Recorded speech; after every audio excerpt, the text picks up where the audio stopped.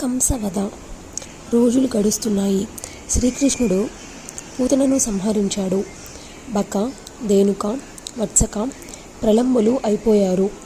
గోవర్ధన పర్వతాన్ని ధరించిన వార్త కంసుడికి చేరింది. తనకు చావు మూడింది అనుకున్నాడు. శ్రీకృష్ణుడు మహాబలిశాలి అయిన కేసిని మట్టుపెట్టాడనే దుర్వార్త తెలవడంతో కంసుడు కంగారు పడ్డాడు. ధనుర్యాగం వంకతో బలరామకృష్ణులను ఆహ్వానించి అంతమొద్దిద్దాం అనుకున్నాడు. అక్రూరుడితో ఆహ్వానం పంపించాడు. రథారూఢులై బలరామకృష్ణుడు కంసుడి సన్నిధికి వచ్చారు. ధనస్సును విడిచారు.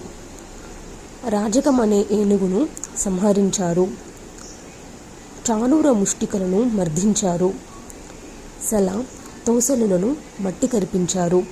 చివరికి కంసుని జుట్టుపట్టి ఈడ్చి శ్రీకృష్ణుడు సంహరించాడు. దేవకీ వసుదేవులను చెరవిడిపించాడు. ఉగ్రసేనుడికి రాజ్యం అప్పగించాడు. వసుదేవుడు బాలకృష్ణులకు ఉపనయనం జరిపించి సందీపునుడి ఆశ్రమానికి విద్యాభ్యాసం కోసం పంపించాడు. అక్కడ వారిద్దరూ సకల విద్యలు అభ్యసించి మధురకు తిరిగి వచ్చారు. అప్పటికి 12 ఏళ్ల వయసు. మగధాధీసుడైన జరాసంధుడు కంసుడికి మామగారు. సేనా సమేతుడై మధురపైకి దండెత్తాడు. మొత్తం 17 సార్లు దండెత్తాడు. విజయం సాధించలేకపోయాడు. చివరికి కాలయవనుడిని ప్రేరేపించి అఖండ సైన్యంతో దండయాత్రకు పంపించాడు. యవనుడు తరలివస్తున్న వార్త తెలిసి శ్రీకృష్ణుడు యదువీరులతో సమాలోచనలు జరిపాడు. మన మధుర పట్టణానికి ఎప్పుడూ శత్రుభయం వెన్నంటే ఉంటుంది. ఇప్పుడు యవనుడు దండెత్తి వస్తున్నాడు. ఏమి చేద్దామో చెప్పండి. ప్రాణాలను కాపాడుకోవడం అవశ్య కర్తవ్యం కదా. సుఖంగా ఉండాలంటే పర్వతం దగ్గర, సముద్రం ఒడ్డునో నివసించాలన్నారు. శత్రుభయం ఉండని చోటు వెతుక్కోమన్నారు పండితులు. అందుకే విష్ణుమూర్తి సముద్రంలో మకాం పెట్టాడు. శేషశయ్య మీద హాయిగా నిద్రపోతున్నాడు. శివుడేమో కైలాసం మీద నివసిస్తున్నాడు. అందుచేత మనం కూడా అటువంటి చోటు ఏదైనా చూసుకుందాం. శత్రుతాపితమైన ఈ మధురను వదిలేద్దాం. ద్వారావతికి తరలిపోదాం అని. చాలా అందంగా ఉంటుంది. రైవతీకాద్రికి చేరువలో సముద్రం ఒడ్డున మనోహరంగా ఉంటుందని గరుత్మంతుడు చెప్పాడు. శ్రీకృష్ణుడి సూచనను యాదవులందరూ అంగీకరించారు. సామానులు శకటాలపై సర్దుకొని ఊరు ఖాళీ చేసి వెళ్ళిపోయారు. రామకృష్ణులు ముందు నడవగా ప్రయాణం సాగుతుంది. కొన్ని రోజులకు ద్వారపతి చేరుకున్నారు. ఇల్లు వాకిళ్ళు శుభ్రం చేసుకొని అందరూ స్థిరపడ్డారు. రామకృష్ణులిద్దరూ మధురకు తిరిగి వచ్చారు. ఆ నిర్జన పట్టణంలో ఉంటున్నారు. ఒక రోజున కాలయవను దండెత్తి వచ్చాడు. శ్రీకృష్ణుడు పాదచారి అయి పురద్వారం దాటి ఎదురు వెళ్ళాడు. యవనుణ్ణి చూసి బిగ్గరగా నవ్వి ముందుకు సాగిపోయాడు. యవనుడు పాదచారి అయి వెంటబడ్డాడు. మధుసూదనుడు నడకలో వేగం పెంచాడు. మహాబలిశాలి రాజర్షి అయిన ముచుకుందుడు నిద్రపోతున్న చోటుకు చేరుకున్నాడు. యవనుడు వెంట రావడాన్ని గమనించి చటుక్కున తానక్కడ అదృశ్యమయ్యాడు. వాడు వచ్చి ముచుకుందనే మధుసూదనుడుకొని కాలితో బలం కొద్దీ తన్నాడు. రాజర్షికి మెలకువ వచ్చింది. క్రోధ తామ్రాక్షుకుడై యవనుడిని క్షణంలో భస్మం చేశాడు. అప్పుడు కృష్ణుడు ప్రత్యక్షమయ్యాడు. ముచుకుందుడు నమస్కరించి అరణ్యాలలోకి వెళ్ళిపోయాడు. శ్రీకృష్ణుడు బలరాముణ్ణి కలుపుకొని ద్వారకకు చేరుకున్నాడు. ఉగ్రసేనుడు తమ రాజుగా యాదవులంతా సుఖంగా కాలం గడుపుతున్నారు. ప్రద్యుమ్నాపహరణ. శ్రీకృష్ణుడు శిశుపాలుడి బారి నుంచి తప్పించి రుక్మిణీదేవిని అపహరించి తెచ్చి రాక్షస వివాహం చేసుకున్నాడు. అటుపైని క్రమక్రమంగా జాంబవతి, సత్యభామ, మిత్రవింద, కాళింది, లక్షణ, భద్ర, నాగజితి అనే కన్యలను పరిణయమాడాడు. అష్టమహిషలతో ఆనందాలు అనుభవించాడు. రుక్మిణీదేవికి ప్రద్యుమ్నుడు అత్యంత సుందరకారుడు జన్మించాడు. జాతక కర్మాదులు అయ్యాయి. ఒకనాడు శంబరాసురుడు మాయారూపంలో వచ్చి పురిటింటి నుంచి బాల ప్రద్యుమ్నుడిని అపహరించి తీసుకుపోయాడు. తన పట్టణానికి ఎత్తుకుపోయి మాయావతికి సమర్పించాడు. వాసుదేవుడు పుత్రశోకంతో విలవిలలాడాడు. మనస్సులో జగన్మాతను శరణు వేడుకున్నారు. వృత్రాసురాది మహారాక్షసులను సంహరించిన యోగమాయను స్తుతించాడు.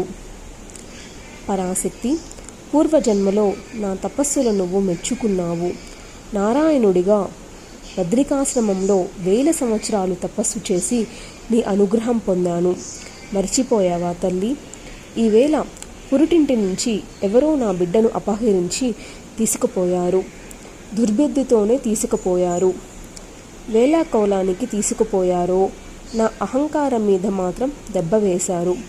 అమ్మ, నీ భక్తుడికి ఇలా అవమానం జరిగితే నీకు అప్రతిష్ట కదా. ఈ ద్వారకా పట్టణం ఒక మహాదుర్గం. కట్టుదిట్టమైన కాపలా ఉంది. ఇందులో నేనుంటున్న ఇల్లు మధ్య భాగంలో ఉంది. ఆ ఇంటిలో అంతఃపురం మరింత లోపలగా ఉంది. అందులో పురుటి గది ఇంకా దుష్ప్రవేశ్యం. అయినా ఎవడో ఎలాగో వచ్చి బాలుణ్ణి ఎత్తుకుపోయాడు. ఎంత దురదృష్టం! నేను నగరంలోనే ఉన్నాను, ఎక్కడికి పోలేదు. యదువీరులు కాపలా కాస్తూనే ఉన్నారు.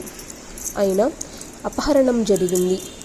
ఈ మాయను ఛేదించగలిగిన శక్తి నీకు మాత్రమే ఉంది.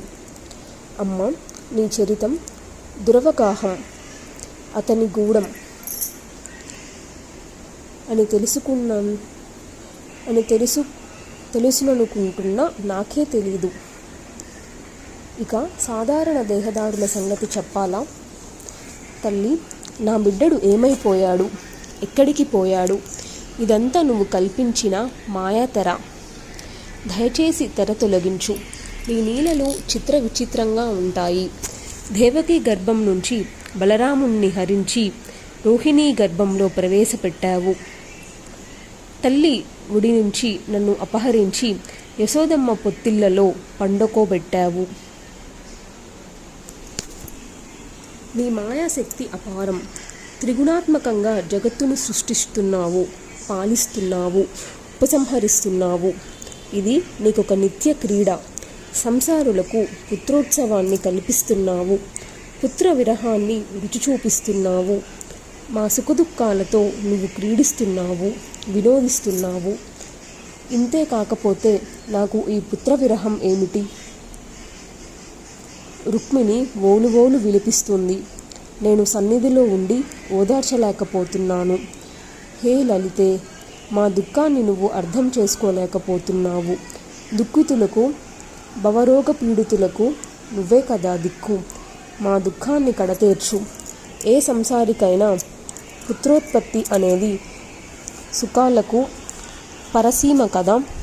అలాంటి సుఖాన్ని నాకు అందించేటట్టు అందించి ఎందుకు దూరం చేశావు? నా గుండె పగిలిపోయేట్టుంది. అమ్మా, దారి నువ్వే చూపించాలి. నీకు సంతృప్తికరంగా యజ్ఞం చేస్తాను, వ్రతం చేస్తాను, పూజలు జరుపుతాను. నా పుత్రుని నాకు దక్కించు. శ్రీకృష్ణుని ప్రార్థనలకు ఆదిపరాశక్తి ప్రత్యక్షమయ్యింది, ఓదార్చింది. జనార్దన, దుఃఖించకు. ఒక పురాతన శాపం కారణంగా శంబరుడు తన యోగశక్తితో నీ పుత్రుణ్ణి అపహరించాడు. 16వ ఏడ వచ్చేసరికి ప్రద్యుమ్నుడు తన బలంతో ఆ రాక్షసుణ్ణి సంహరించి నిన్ను కలుసుకుంటాడు. సందేహించకు, ఇది నా అనుగ్రహం అని చెప్పి జగన్మాత అదృశ్యమయ్యింది. శ్రీకృష్ణుడు, రుక్మిణి ప్రభృతులు ఊరిడిల్లారు. జన్మేజయుడికి ఇక్కడ ఒక సందేహం కలిగింది. వ్యాసుణ్ణి అడిగాడు, మహర్షి, వైష్ణవాంశ సంభూతుడైన శ్రీకృష్ణుడికి దుఃఖమేమిటి? సూతికా గృహం నుంచి బాలుణ్ణి ఎవరో అపహరించి తీసుకుపోతుంటే తెలుసుకోలేకపోయాడేమిటి? అడ్డుకోలేకపోయాడేమిటి? అంత రక్షణ ఉన్న సూతికా గృహం నుంచి ఆ శంబరుడు అసలు ఎలా అపహరించగలిగాడు? ఇదంతా చాలా ఆశ్చర్యంగా ఉంది. కొంచెం వివరించి నా సందేహాలు తీర్చు అని అడిగాడు. వ్యాసుడు వివరించాడు.